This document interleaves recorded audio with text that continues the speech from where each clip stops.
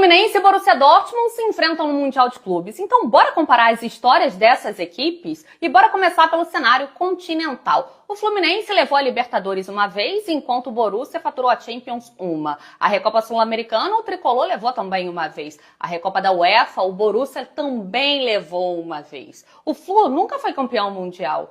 Já o Dortmund foi campeão mundial uma vez. No cenário nacional, o Fluminense foi campeão brasileiro da Série A 4 vezes e uma vez da Série C.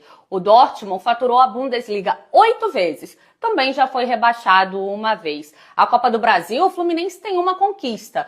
Já a Copa da Alemanha, o Borussia tem 5 conquistas. A Supercopa, o Fluminense nunca levou. Já o Borussia Dortmund faturou 6 vezes. E aí, como é que vai ser esse confronto? Será que a história desses títulos vai interferir alguma coisa?